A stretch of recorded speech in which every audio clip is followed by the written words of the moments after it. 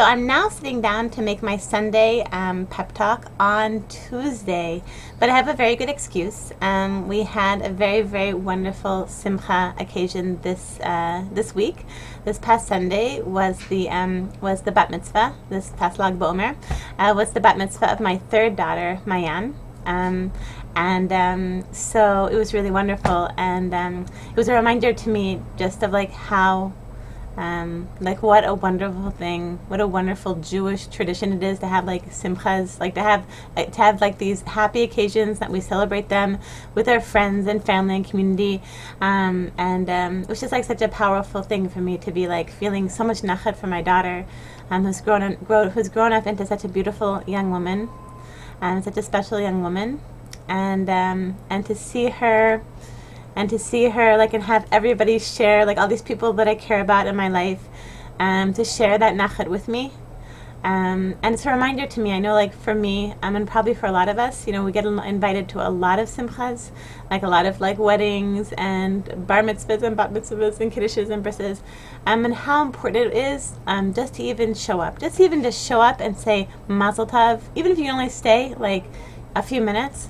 I just know, like, every time we make a bat mitzvah, how much I appreciate it, how much I appreciate that someone has come by to share in my simcha, and it's a reminder to me, because, like, I'm not so good about it.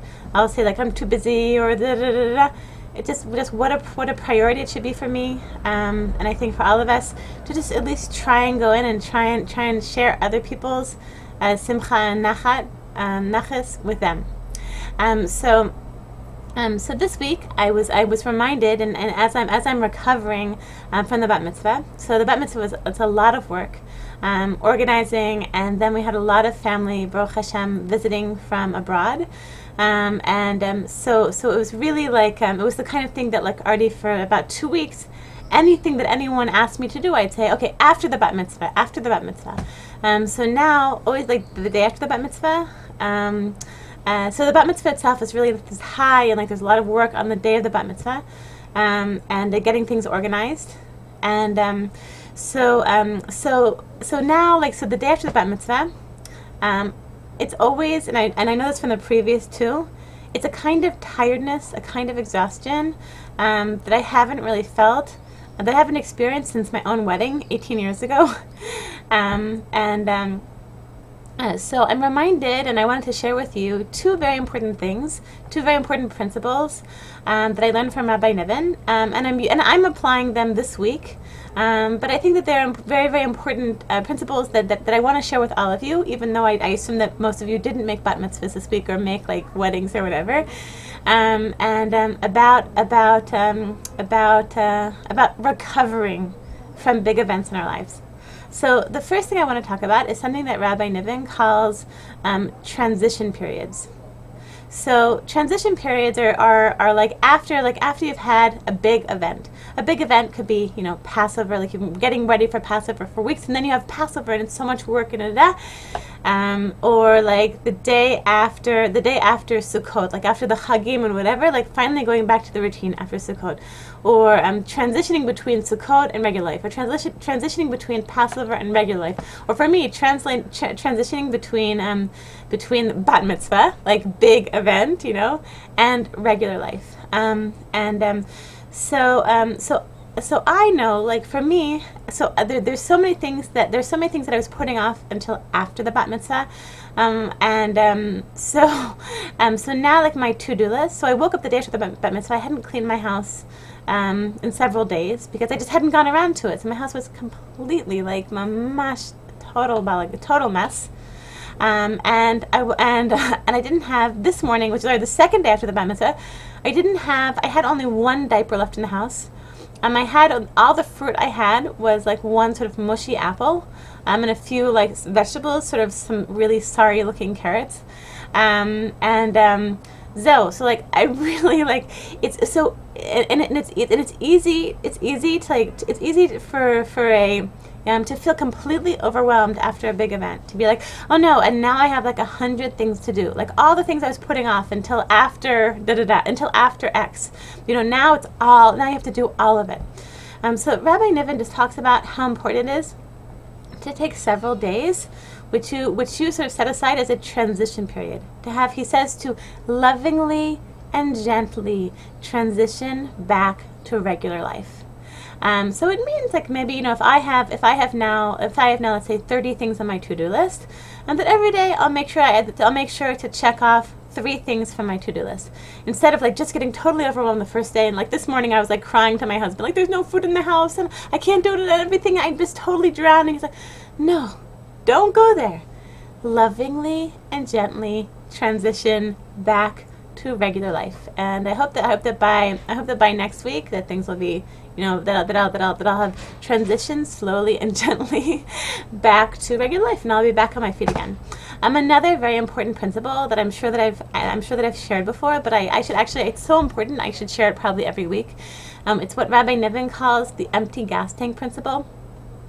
So what he says is that many times, when we're feeling depleted, let's say we're tired, we're not eating well, you just had a baby, you're pregnant, whatever, for whatever reason, you're feeling really depleted, okay?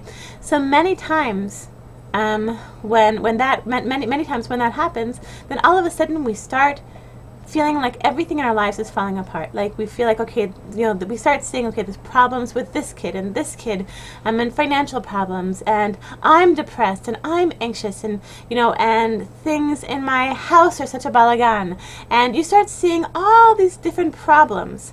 But what Rabbi Niven says is, like when you're driving along the highway and you see like that little red gas tank in your like dashboard. It tells you that your gas is low, that you have very, very little gas left. So, and you have to take care of that right away before you take care of anything else, right? Before you drive anywhere else. It's the same thing in our lives. Like when all of a sudden you start saying, okay, I'm depressed and I'm anxious, and this kid in the house, and my marriage and my job, and everything's falling apart. Okay, what's really advisable, what he advises, is to think. First of all, before you do anything else, is to take care of your empty gas tank. Just basically get into bed for a few hours, which is what I did the morning after the bat mitzvah. Like my house was a complete mess and everything. I just felt like things were just completely like insurmountably like a balagan left over from the bat mitzvah, which had been a wonderful experience. Thank God, like everything went perfectly, and thank God, I'm really thankful for that. But recovering is not so easy. So the morning after the bat mitzvah, I just went to bed. I slept like an hour later than usual. I got my kids to Gan at like, at 10:30, and then went back into bed for 2 hours, and then went back to bed in the afternoon again. I was so exhausted, and my gas tank was seriously depleted. So already by today, like I'm feeling like, okay, like I can sort of like, get like, I feel like I'm sort of back on my feet again, somewhat.